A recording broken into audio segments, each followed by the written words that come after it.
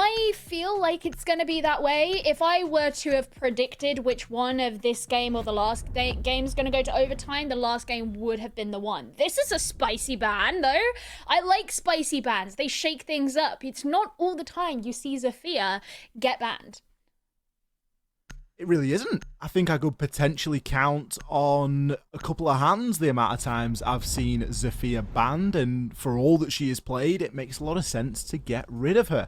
Mute coming in as a defender ban as well, slightly off the beaten track, as we've been seeing a heck of a lot of Valkyrie, a lot of Wamai, all the usual suspects locking up those defender bans. So Mute making his debut here tonight and potentially this stage as well. MIBR going to bring us back to some sort of normality, though.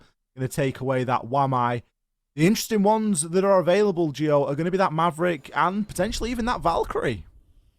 Yeah, I mean, did Valkyrie get banned in the game that we had with Team 1 and Santos? Yeah. Yes. Yeah, okay, yeah, she did. Well, the other one that I'm thinking of is also Nomad.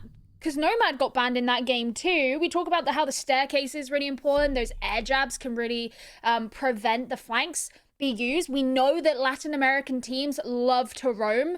It is almost a given on anything you do. When was the last time you saw a turtle defense be played by a LATAM team? So that is also going to be available. However, Valkyrie not being brought, Nomad not being brought,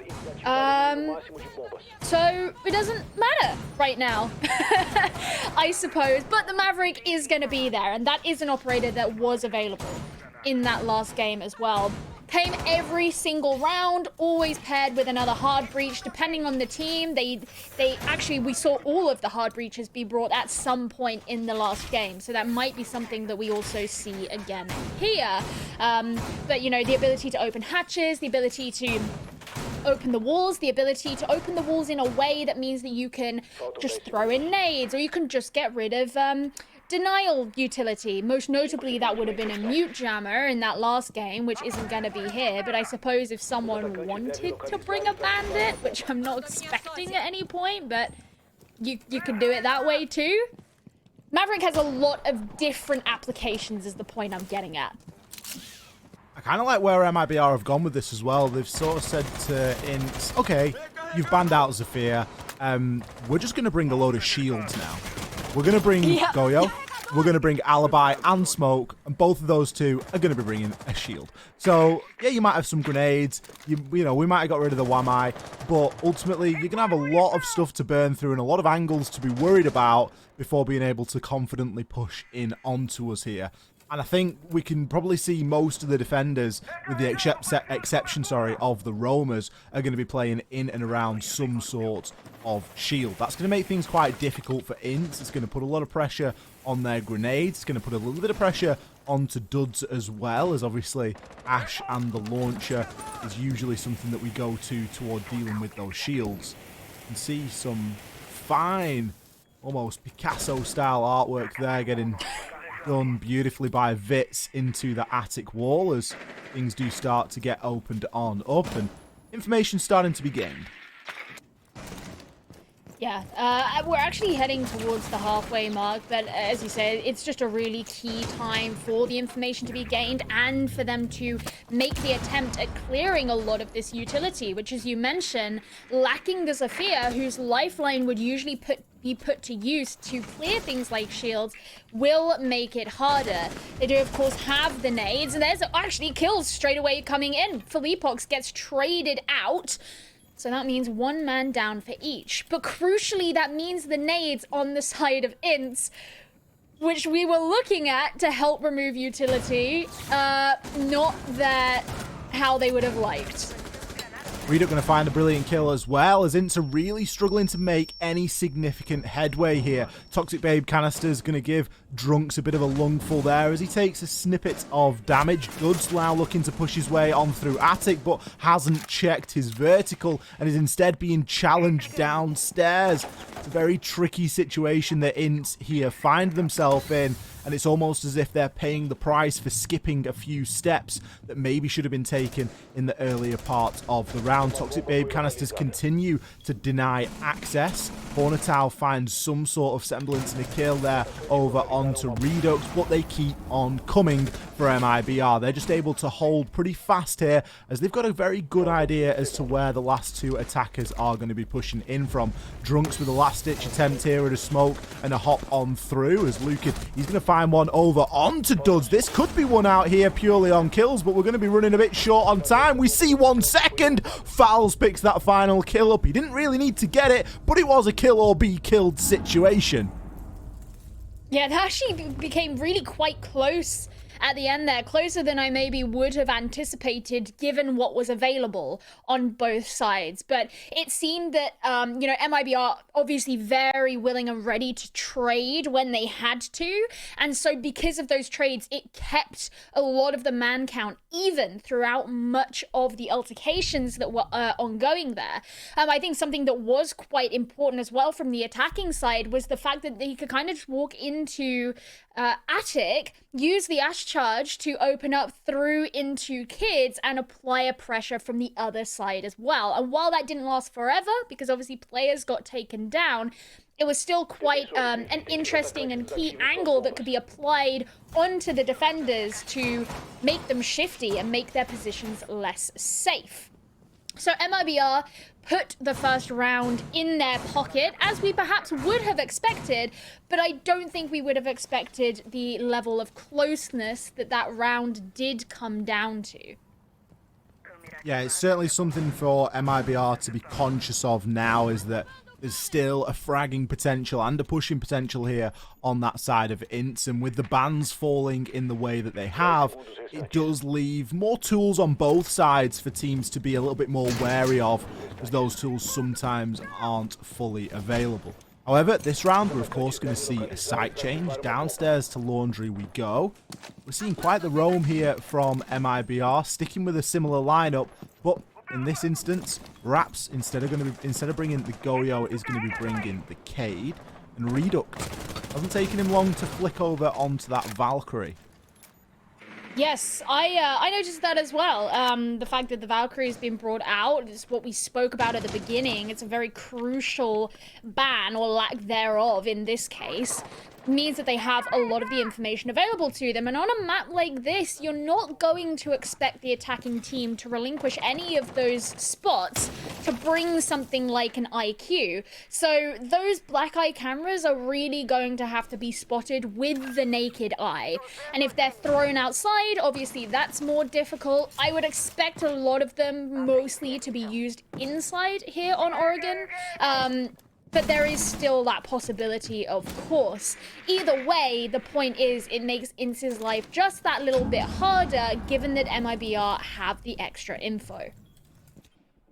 Seems as though INTZ have got themselves relatively committed, at least to that freezer stair area, but I'm not sure if they're aware of where the players of MIBR currently are. Philippox has had his little roam and he's made his way back down to the site successfully, but we've still got Redux up here as well, playing at this behind meeting area.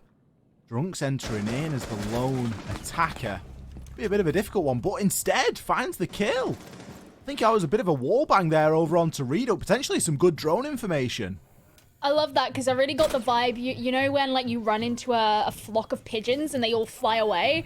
You had two players from MIBR who were on the tower stairs, and as soon as Drunks got that kill, they just ran down. Like, let's take our positions at Pillar, we need to get back to our stations, lads.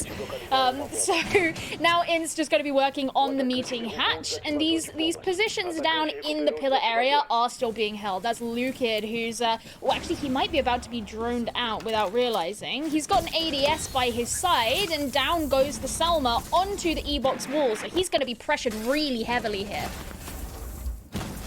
MIBR really feeling the pinch now as INTZ continue to circle. 35 seconds left, so this is going to be a meat grinder, make no mistake. Question is, have INTZ got the information? They've still got some drones available, so you'd hope that they have locations for these MIBR defenders. The drop is imminent. You can see Vitz is itching to get his way on through and is immediately going to drop into a Toxic Babe canister and to his death. Falls there is going to drop the diffuser on the ground. Double down on that with another Toxic Babe as kills continue to flood on in. INTZ can't even find a single one as MIBR hit him with that clean sweep. As soon as the Toxic Babe canister came out there, it was all over because that death meant the diffuser was in the middle of that cloud. And unless INTZ wanted to go around, take different angles, and purely try and play for kills, which they didn't even have the time for if they wanted to, they had to go in to grab the diffuser again. Which meant that MIBR had a very, very clear objective in where their attention should be paid, what routes they needed to ignore, and where they knew they were safe from behind, even if they didn't necessarily have anyone watching each other's flanks or watching for those potential pushes from behind. And that just gave MIBR everything they needed to punish the push from INTZ. And there was something like 10 seconds on the board as well. It really wasn't much at all. It was a desperate push from INTZ there. They made their attempt and the attempt backfired. Yeah, I think we're a bit beyond an electrical box hatch drop with 20 seconds left to go when you're going up against MIBR with smoke canisters, C4s and crossfires. Like, we need a little bit more out of INTZ in that instant. They had a really good early round and they got that opening kill onto Redux, but from that point onwards it was just, they were laser focused. They'd locked in to that hatch and they'd forgotten about other key areas. They'd forgotten about Freezer. They'd forgotten about somebody sneaking down main stairs and trying to provide an alternate line of attack from there, and ultimately got themselves a little bit too funneled. Second round, much more clear-cut than the first, and now we enter the third. I think we go over toward kitchen and dining, not... Or is it meeting? I think that could be meeting. This is meeting. It's meeting. It's always such a pain where it's like I can see from the outside it's on the first floor, but where? Yeah, where is that? I'm always very careful to never give an opinion unless I've specifically read it. But no, it isn't meeting this time. I've had a week practicing my Portuguese reading, so it should be better this time. Are you fluent yet? 1,000 words and then you're fluent in a language. Fun fact. Is that so? Yeah. What if you just know the words but don't know any grammar? That's apparently what classifies you as being fluent in a language. Right. That sounds like bull. Just coming from someone who really likes to learn languages. I think I would be fluent in a lot of languages by now, but I don't think our ability to read Portuguese is gonna change much right now, and so far INTZ have not been able to change much either because all of the defenders are still standing. So much protection from utility. It seems they've been kind of slow on their clears so far, and there's still plenty of time for them to continue with it, but they know there are these players upstairs. For example, Redux right here in Trophy, protected by 2 ADS and a shield. And was that a Prisma right by him as well? MIBR aren't afraid at committing utility off-site, especially when it's going to something like an Alder. The NX finding the opener yet again over onto Redux, really getting himself out there and struggling in the early round. Lukid could be a bit of an unknown factor here. He's inside of the attic, and I don't know if INTZ know where he is. Well, they're gonna have to know where he is if they want to be able to make this work. We've seen what happens when teams don't sufficiently clear and they get caught out at the end. Junks does get a kill onto Lukid though. This could be an opportunity for Falls, but he doesn't take it. Hornet now getting that kill. INTZ up ahead now as just 2 players remain on the side of MIBR. Philippot's trying to punish, and he does. Raps joining in as well. Maybe it could be evened out, but Drunks is still ready with that kill. It's all on Philippox now. He's downstairs and doesn't know where these attackers are. He's going to creep into kitchen, but look, they're jumping down the hatch. They're ready for him, but no! That's the diffuser as well. He got Drunks, and now there's just 2 left. Maybe could go for some vertical pressure here, but instead he's got live ping information as to Vitz's location. Finds VNX. Is he going to give the time to plant over toward Vitz? Yes, he is. Catches him out with the bailiff. Secures the kill. Quadra on the round for Leapox. Take a bow. Plenty of time for the disable. MIBR close but clean. Felipox really bringing the round home in a round that seemed like it could have been INTZ's opportunity to make it work for them, especially with how Drunks was playing as well, the positioning he had. But no, MIBR sat there on a 3-0. That said, we did quadra kill there. We did have a 4-0 in the last game, and then it went into OT. So it is Latam. Anything is possible. The scoreline means nothing until the game is finished. However, MIBR are looking good at the moment. INTZ really struggling at the minute as well. Like, I'd love to break that last round down and sort of figure out some, like, from an INTZ player's perspective, and try and figure out some of that decision making, because they obviously were feeling the pinch of the Valkyrie cameras at that point. I think the Valkyrie cameras were providing a lot of the information. Or maybe it was the Evil Eyes, whatever it was, the intel was there, and that's something that INTZ hadn't dealt with. So the stress of time being sub 10 seconds and still trying to find a safe place to plant, the pressure, the sheer amount of pressure that is on the shoulders of the person that's trying to cover that plant, that's where we see mistakes start to be made. And it's tiny stuff, it's minute, it's as little as getting caught out in flags in sort of a walking animation / a sprint animation, instead of just holding an angle, just picking a line of sight, picking a direction that a defender could come from, and saying, look, I'm just going to pick this angle, and if he comes from here, I'm going to get the kill. And if he doesn't, well, you know, we're going to lose the round. But that's the decision that has to be made, instead of getting caught out, maybe trying to find him, or just with unnecessary movement. And I think that's maybe where INTZ found themselves a bit short there. I'm intrigued to see if Reduct is going to stick to the position that he just had. Yeah, he's actually up here in office. So that was something that we spoke about in the last game a lot, in terms of the attacking side needing to take vertical control down onto this site. So that includes the hatch that you have in kids, but it also includes opening the floor of office in a lot of cases, and that's where you would look for someone like VNX to go and clear, given that he's playing Buck. But actually having a defender in there to make it harder to take control, that's a really interesting thing to face for INTZ.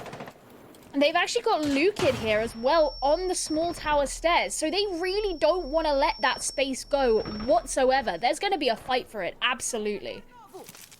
We didn't even see a single skirmish upstairs here in this office area. I don't even think an attacker got into it in the previous game that we watched on Oregon, and already we're seeing the value MIBR investing in it. It's worth 2 players playing in there. All kills are going to be quick as Vitz comes in with a nice nade. That's enough for Hornetow to make a hop through. Finds a second onto Reduct. Reduct's having a bad time on that entry at the moment, regularly finding himself first or second blood, and that's going to leave MIBR quite short, quite early here. A nice impact check as well to prevent the shower's wall from being open, so at least the shower's control is retained, even though INTZ had a really nice push into the office area. It means that there are just 3 players left from MIBR. However, Felipox trying to hold onto those stairs from afar, knowing that those players will have to move down eventually. Raps 2 underneath the hatch in kitchen. That's another one of those key areas that INTZ should be looking for as well. Interestingly, no one currently holding vertical. As I say that, Raps is going to make that rotation. He's going to get himself upstairs and try and do something from the hatch. Probably quite a smart move. It does leave his teammates a little bit short-handed on the site, but the angles that you're able to find from that hatch, it could be enough to deter a plant from going down here, which is likely what we are going to see. There's 30 seconds left. Val's going to try and make something happen here with the Alder as he pre-fires his way on in. Deep smoke there getting thrown out by Drunks as well, as Duds pushes the backside, finds Felipox, continues his way on through, but Fowls is in the shower, making a mess. Takes out Hornetow, traded almost instantly. It really is now all down to Raps. He went for the drop, he didn't have the line of sight because of the cover of the smoke. Vitz confirms the final kill, and INTZ take their first round. I actually think that INTZ looked quite clean and coordinated in that push. I mean, even from the very beginning, the way that they removed Lukid was really nice. They had a player downstairs on the main small tower door holding onto his potential route down the stairs. So when the nade was thrown in from the upstairs window, Lukid's options were either move right and be shot or move left and be shot from the window. He didn't really have much of an option, and that allowed INTZ to come in, overwhelm Reduct, who was also upstairs, take really fast control there. And because they had such a man advantage, they had quite a bit to play with there. So even though there was a lot of time being spent in control of showers for the defending side, it didn't matter a load, because at the end they managed to kill off that player. You got the successful impact tricks. You did that, you wasted some time, but MIBR was significantly weakened at that point, and INTZ were being quite smart about the way that they were pushing and acting on those individual players to ensure that they were all working together to apply pressure rather than all playing independently and individually, which is the problem that we saw Santos do in the last game when they were attacking onto that site themselves. Something else that I really liked about that attack from INTZ is I loved where Duds came from. He came from way out of nowhere, made his way on through, meeting, I believe, making his way on in that way.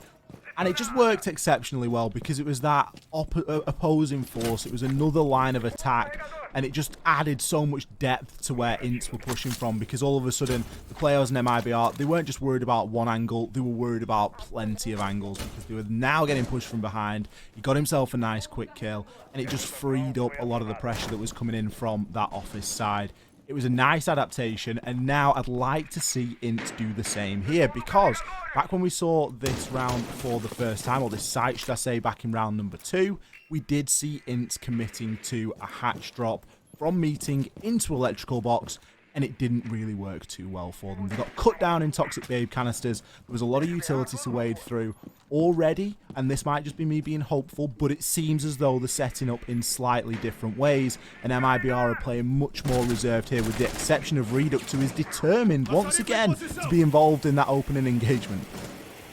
I would like to see them go for something a little bit different, and even if they do want to pull off a hatch drop, they'll have to remove the Electroclaw that's been placed on the other side of the E-box wall, right by the blue door. So that would mean either applying pressure down from the stairs and clearing out a pillar from that position, or doing it from blue. Either way, there are 2 players in that space. So that's a decent number of defenders to have to deal with. So I think getting rid of that Electroclaw to be able to open up the E-box wall at all anyway would be quite a lot of work for something that could have a very low return of investment. So I would like to see a different route in. It looks like they're droning out Freezer and potentially preparing for something this way as the hatch gets opened. Whether that's where they'll commit remains to be seen. Late utility being applied from MIBR as well. Some pocket ADSs from Lukid as the push starts to materialize and MIBR figure out where INTZ are coming from. It seems this time they're heavily invested inside of Freezer. Lukid's got a nice angle that he can try and challenge onto as well, as half of the wall has been left soft and there is a nice line of sight through it. Leapok's still playing quite passively. MIBR, they're lying in wait. They know the importance of this round. They really want to try and streak quite a considerable lead here, and they're not going to give anything up to chance. A slew of utility gets tossed on in, and that's going to do a lot to deny that push coming in from INTZ. 2 C4s hit home as well as INTZ get cut down in their tracks. A little bit of a relocate here for VNX as he tries to find an alternate angle, pushing down this main stair, as that's where the diffuser is going to be cold. This could be a clean round from MIBR, and it will be as the final 2 come in before I can finish my sentence. Round number 5's going flawlessly to MIBR. Did not work the way that INTZ were looking for, and I could see that they were trying to, or at least partially trying to bait out a lot of those Toxic Babe canisters, because obviously that's what was the big problem last time. They went straight into those smoke clouds and died to it.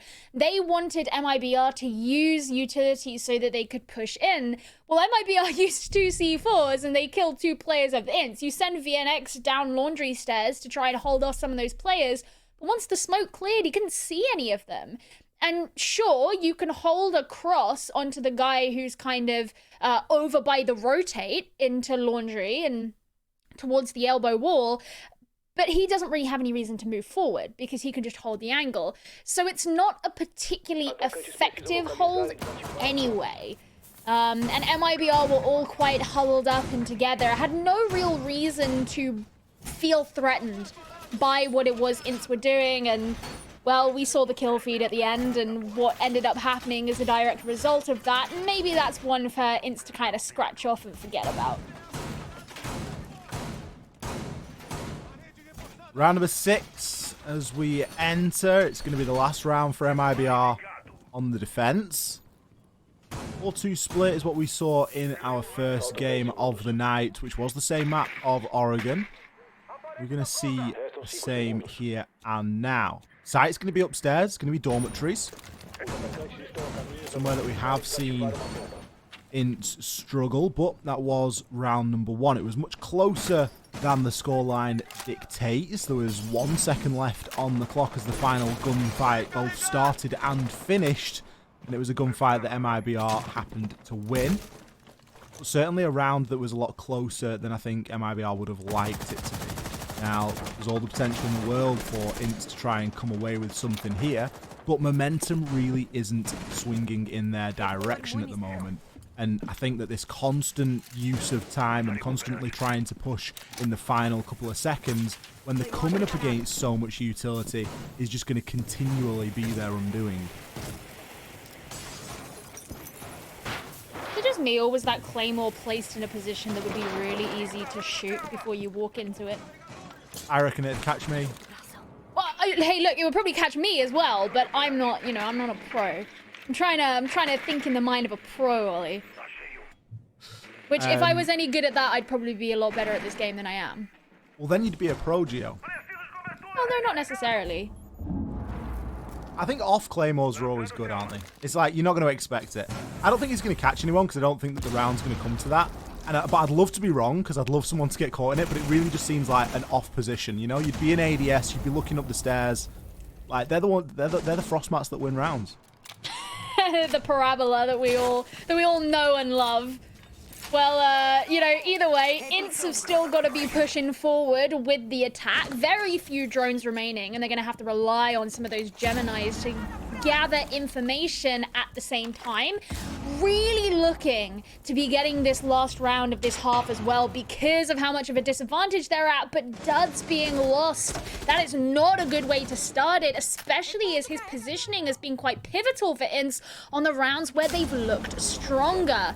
Not great for the team who are lacking so much. In goes a smoke. Maybe they're looking to push on in as Drunks wants to get a plant down at some point, but every member of MIBR is still standing and they still have utility in pocket, evidenced by the toxic bait canisters being in, and the Gemini will get destroyed straight away. INTZ not looking great here. Every smoke from Ace is countered by a smoke from the smoke, and it must be very disheartening because they're trying to bait that utility out. Is it going to be enough? Another smoke is going to put Drunks off the plant, and he's probably going to die here, or at least drop the diffuser on the floor. Foul says, I'm finishing that off with the SMG. I don't want to leave it to chance. Kills do start to come in, however, as INTZ are left with no opportunity but to storm the fort. They do some good work there, finding a couple of really important kills, and have now left themselves in, well, arguably an advantageous position. The diffuser's down. It's 1 versus 2. VNX has to go massive, but his location's known. MIBR, really good prioritization there. 2v2, taking out the players one at a time. Plenty of time for that disable. Once again, INTZ just getting out-utilitied here on Oregon. Honestly, just a couple of rounds now, and MIBR are done with this. Their hands will be washed with INTZ. And that fits the narrative that we were expecting. And it feels awful to say that as well. You never want to come into a game expecting a team to do poorly. You know, and especially when you consider the situation that INTZ are kind of in. They lost Alamau. They've replaced him with Hornetow, who by no means is a bad player at all. But when you have such an epicenter of your team that has been removed and you have to deal with that by bringing in someone new, it can shake up everything. All the foundations of your team are suddenly in disarray. And that's very hard to come back from, especially when these super teams have been kind of built up elsewhere in the region. Really difficult position to be in, because every game you head into, you want that to be the one where you have the tenacity to cling on and start to shift the momentum. But it does not look like this is going to be that game, because INTZ don't really have any momentum.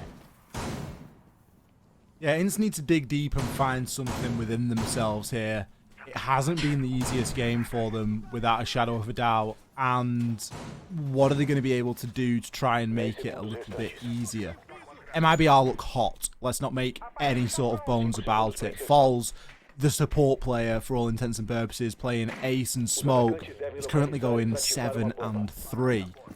That's a decent scoreline there that you're looking at for a support player. It plays into what we've seen, though, in the match, and that is a lot of drawn-out attacking rounds from INTZ, where they are coming down to the final few seconds, and a support player, particularly a Smoke support player in that instance, that utility becomes very, very effective and valuable indeed. Toxic Babes start to net kills, and you can start to put your weapons to really good use as you know where that push is going to be coming from. It hasn't been a game that's necessarily been won out on the roam.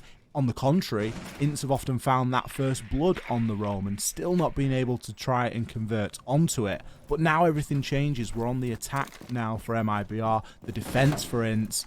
How are they going to choose to play this? They're going up against a very anti-roam lineup in the operators that we're seeing from MIBR. Reduct, he's got the Nomad, he's going to have the air jabs and get them placed out. And with the amount of pressure that's on this round, with it, you know, relying and going to lead into a potential match point for MIBR, it seems though INTZ are giving up a lot of control. Well, they have a lot of control in the downstairs, and it is interesting actually what you mentioned about how these two teams are approaching roams, because for a lot of the region you'd see very roam heavy. Even defending down here on this site, there would be players elsewhere at the very least on that first floor, but INTZ aren't playing it that way. They all want to be down together. The MIBR are already starting to position themselves to make their way downstairs. They've got Reduct at the bottom of Laundry Stairs. They have players who are currently droning out from inside Freezer. This, comparatively to some of their counterparts in the region, is a very fast move into these parts of the map. Throwing in the flashes, but also a nade too. Duds gets the first kill onto Felipox. You're losing that Maverick.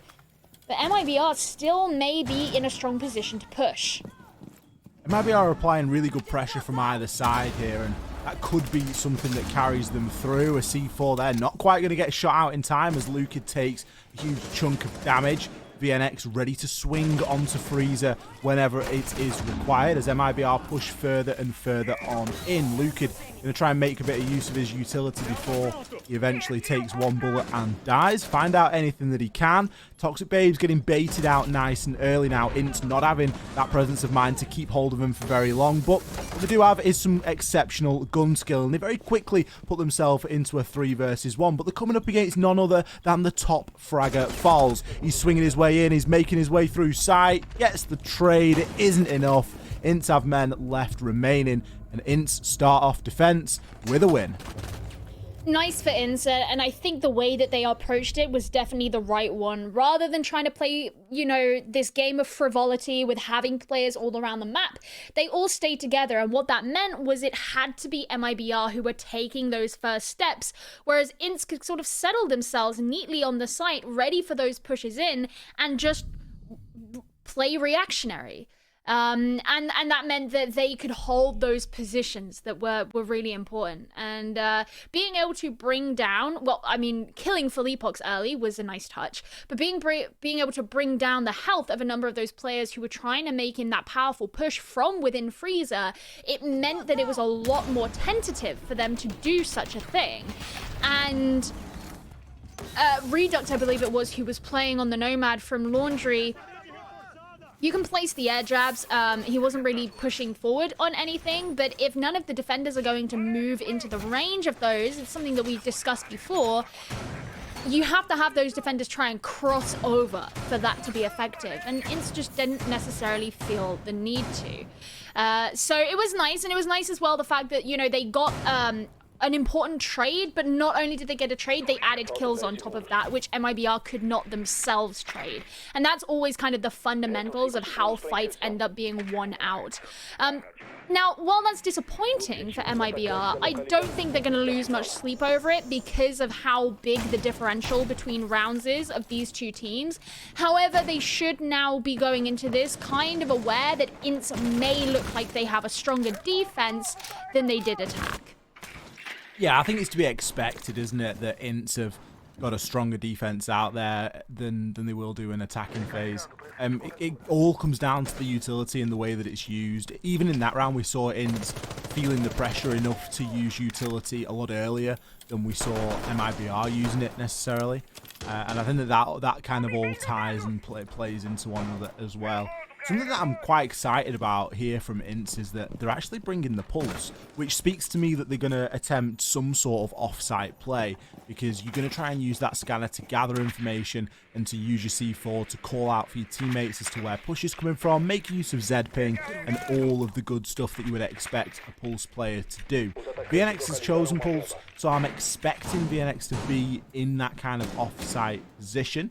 Question is he going to last? How is this MIBR push going to materialize? Reduct has already done quite a lot of work downstairs in the shower and kitchen area, looking to renovate the place and give himself some angles to work with. Inadvertently, I think, dropped down the hatch and finds the kill onto VNX before getting traded back out by Vitz. The hype that we brought around the pulse was unfortunately for him short-lived, but at least it went down as a trade. Yeah, that was useful there for INTZ, because I did notice as you were saying it that VNX and Vitz were very close together elsewhere on the map, kind of running after each other. So I assumed that they were playing together and that VNX was directly passing on the information to Vitz. So at the very least, despite the fact that VNX met his demise, they could still use that information in an effective way that led them to arriving at the trade. And in a situation like that, it's the least you can ask for. Felipox adding on to it as well, that does mean that Vitz finally taken down, and those were those key players who were playing off-site. So that could make MIBR's life a bit easier when attempting onto this attack on the top floor now. Not a lot of time left really for MIBR to start baiting out this utility. We've spoken about smoke canisters a lot. 25 seconds per canister is a lot, and Hornetow, he's got a couple to play with. Drunks makes a C4 count there as well, as Falls goes for a second smoke and an attempt at a hop-in. He's got duds to deal with on an Alder, which is no mean feat, make no mistake. As the clock ticks 16, it's still looking like a world away from MIBR to try and make something happen here as a push comes up those white stairs. Duds drops Fouls, more importantly the diffuser, and it is all now down to Lukid. He's going to find one, he's got 4 seconds, he finds the second, locked into the 1 versus 1, searches for the man, but Drunks from behind takes him out, and INTZ by the skin of the teeth take round number 8. Once again, INTZ adding on to the tally. They could be beginning to catch up, which they desperately need, but a frustrating position for MIBR. Again, knowing that this is the first time they're back to full form, because of course, those of you who maybe didn't catch last week, we didn't have Lukid in play then. We had Traders, who was a free agent, who was standing in the case of an emergency, as we had a couple of members from MIBR who were not particularly well. So they are back in this position where it's like, all right, this is the guy that we've played with for a long time, we have the synergy with, we've scrimmed with him, this is who we expect to have, and you don't want to find yourselves in these positions where that's not enough to pull through. Now, of course, it's not the end of the world. Disaster has not yet been reached, but I just think that MIBR, while they look like they're in decent positions at the early to mid round in a lot of these rounds, it's in that late round that they kind of flounder. That's where they need to be cleaning up and tightening the laces and making everything just a lot smoother. Yeah, I think there's definitely a lot of room for improvement in the late round. It really is coming down to the power of these Toxic Babe canisters. We speak about it and we maybe overemphasize it a little bit, but they do genuinely win rounds because of how much disruption it causes at such a late point. And I think that that's been the story of the night so far. I know that we've watched Oregon a couple of times now, and Smoke's very powerful here. But it really can't be stressed enough how that utility needs to be baited out a little bit sooner, or, you know, further dealt with. And I'm sure that that was MIBR's plan. You know, we had Reduct below. He got taken out as the Booker's second blood. So there was opportunity there to go and disrupt those common spots and those locations that a Smoke would typically play in. Now, in this round in particular, there's different problems for MIBR to solve. The problem of Vitz, though, isn't going to be a big one, as Rap steps in and says, you know what, I've not had opening kill this game. I fancy a do. I'm going to get myself straight into Armory, take down the Vitz, take down a C4. Valkyrie now left manning the cameras. Yeah, actually, it's funny because it sort of directly leads on to what I was going to mention, which is I believe this is the first time that INTZ brought the Valkyrie on the defense. Correct me if I'm wrong. I don't think they not. I think you're right. Yeah. Yeah, which is something that we spoke about before, because obviously it was quite notable that she wasn't banned out. But to be killed relatively early means some of her usage has gone away, but of course those cameras, assuming that they have all been placed, which I would be very surprised if they had not, will still be out on the field at the very least. Nice kill from Raps onto Drunks as well. Drunks has been pretty effective today, and Falls is just going to go straight in with the diffuser. He's been a really great player for MIBR, and just milliseconds after it was done, kills come flying in. MIBR get their revenge here on round number 9. See, I get the feeling that MIBR have just flicked a switch there and turned it all on, because that round was night and day different to everything that we've seen up until this point. It was almost as if Raps just said, right, enough's enough, I'm going to get myself in and pick up a ton of kills and, you know, just play around me sort of thing. And everything worked like a really beautiful choreographed dance. They had kills coming in, site control, plants going down. Every single box was ticked there from MIBR. In almost stark contrast to the rounds that we've seen leading up to this, where they've struggled. The rounds have been very long and drawn out, and they've often gone down to the final few seconds. They've managed to come away with something very quickly and very efficiently there. They've locked into that match point. They've confirmed points for this game in itself. Question is now, can they get the full 3? One round of laundry is going to be the first thing that stands in their way. And INTZ may be feeling a little bit bewildered after what just happened to them there. Yeah, I certainly would be, but maybe they're also feeling a bit more relaxed about the fact that they successfully defended this site back on round 7. I'm really going to be looking out to see how MIBR approach this attack, because the way that they attempted before with the Freezer Laundry push, it was actually fairly well coordinated. It was just punished. So whether or not they decide to go for the same kind of push, but just tighten it up and ensure that they're not punished in the same way, or if they decide that they're going to go for, I don't know, for example, a meeting hatch kind of push, or blue and towers, some other standard way of pushing onto this site. I think that will be interesting, because it's about how much they want to make adaptations and how much they want to change, and if they're going to go for the route of we're adapting our strategy, or we're adapting the way we approach our strategy. Those are two different things. Raps there almost with the warning shots, like, don't challenge me, VMX, I'm coming down this stairs and it's going to be mine sort of thing. Like, you might be able to take down the clone, but you ain't going to be able to take down me. And VMX sort of bowing down to that and going, yeah, you know what, it is quite early in the round, I am going to get myself back on into sight. You can have the stairs for now. Leapok's getting himself in a position to try and open up some hatches as well. Pretty standard stuff at the moment from MIBR, as they're slowly but surely setting themselves up for this execute. Vitz, a ton of utility to work with, along with Duds. They're both going to be covering blue, but honestly, it doesn't look as though that's going to be a factor in this round. And this does look like they are going for that different approach.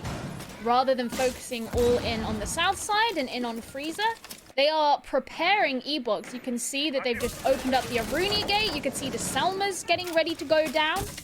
And the smoke as well. You can hear them opening up the wall. So it is a completely different approach, and notably, this is the approach that INTZ completely failed to do. If Hornetown can be just as effective with his Toxic Babe canisters, then MIBR may find themselves meeting the same fate just as their opponent did. Bits pre-firing there onto backstairs before getting taken out by Raps, who has made a nice rotation from Freezer. Drunks there just getting caught out by a clone as he covers a long angle over onto the double door that is going to be blue, as that seems to be where MIBR are really framing up to push. They've decided, look guys, we can't drop that hatch, we can't let them do to us what we did to them. VNX finds a response over onto Reduct. We see utility being used in both directions. A shotgun through the smoke is going to be pretty deadly as another Toxic Babe flies on in. Drunks comes up trumps with a double. That's Diffuser cold on the ground. Lukid now looking to try and recover said Diffuser, and he will, and confirm the kill over onto Drunks. 19 seconds left remain as the frag grenade does get tossed on through, but instantly eaten up. VNX finds Raps, and it's all down to Lukid in a 1 versus 3 once again. This time, a bit more time to play with, but once again, no intel. Duds with a swing, final kill, and INTZ hold on for one more round. MIBR really struggling on this site as a whole. And it's become somewhat obvious, I think, Ollie, that trying to drop down meeting hatch just ain't gonna cut it. It's very, very low success rate, anecdotally, from what we've seen so far, at the very least in this region. They just can't seem to apply the right... I don't even think it's necessarily about just as vague as they can't apply the right pressure, but it's that a lot of teams are trying to prepare E-Box to be jumped down without first clearing out pillar. And I think that's why we see more success with these kinds of pushes in other regions, because there is so much attention prioritized earlier on in the round to clearing out pillar. And that's why we see pressure coming in from blue as well as the tower stairs when looking to achieve that kind of endeavor. But these teams here don't seem to do that. They want to jump down. They want to open up the E-Box wall so they can pressure out the player who's playing behind it and then hope to push in from there. But especially when the smoke player is still alive, or I suppose if you were to bring something like an Echo, it would be the same story there. Any of those late round denial operators, if they're still up, at the very least, you're going to have trouble. But if you also have 3 guys, one on tower stairs, one in Harry Potter, one on pillar, how are you going to make a successful push down there? It is just something these teams are struggling with. Yeah, and I think that the difficult thing there is for teams and players to figure out how much of that utility to bait out. Because that area that you're talking about, E-Box, is a really small zone directly underneath the hatch in meeting. It's a very tight room, but it's a very important room. It seems weird even calling it a room. It is genuinely a box, and you'll see it, I'm sure, at some point during the game. But it's such a key zone, and there's always so much utility and pressure placed in that area that it's a hotspot for both attackers and defenders. Attackers want to take control of it because it's a nice place to try and drop, but to do so, you've usually got to tick a box a little bit before that gives you some sort of in. And I think that's what we've seen teams struggle with tonight, Gio. Well, it's just like a little choke point, isn't it? And the whole thing that you see in Siege on a very general scale is, as a defender, there are choke points in the form of doors, and that's why you open up rotates between sites. And as an attacker, that's why you open up reinforced walls, because you don't want to be caught in through choke points. It's exactly the same as that. And we'll see similar things on this next site as they've headed upstairs, because there are specific walls that you want to open, because there are specific routes in, and you don't want to just rely on those doors. Tough round here for INTZ. A tough round for MIBR. We didn't see them do too well up here last time. It came down to a 1 versus 1. And once again, it took Lukid going pretty huge to even make it a 2 versus 1. I think it was 1 versus 3 in that final couple of seconds before the kills continued to go in. And didn't really find all too much success early, and MIBR weren't on the right side of the kills. Now, around a minute left remaining this round. Vitz has seen some early damage, and he's going to make his rotation all the way through, maybe even come up either main or, yeah, it looks like he's going to go up main laundry stairs, get himself up onto Armory and try and rejoin the fight from that direction. Val's better be careful, as that's the location that he is playing in as well. So all of this is going to culminate in a lot of kills in a very short space of time. Rap's trying to gather a bit of intel on the drone, but Vitz makes said rotation, drops Val's dead on the top of those armory stairs, and that will be the diffuser down. It has been recovered, but nobody has dealt with Vitz. He's going to be like a fencing player. He's going to be able to come in for another strike at any possible moment. Reduct takes a huge portion of damage there as he just overextends inside of Attic too much. Raps, he's now seeing a lot of damage as well as kills continue to come on in, but it looks as though MIBR could be on the right side of this as they have got Duds and Vitz downed, and Vitz has been confirmed. Raps is now going to be planting the diffuser as an Ash, and Raps will find that final kill. Player downed earlier, Reduct coming in with a bit of action over in on toward Attic, and MIBR are going to be successful here on Oregon, finally making things stick on this top floor. It felt almost reminiscent of round 9, where they were just kind of a bit pissed off with everything and just wanted to finish it all out, getting aggressive at the end. And also, even though there were players who were DBNO'd and not actually killed on the side of INTZ, in positions where they couldn't necessarily be picked up, made it very,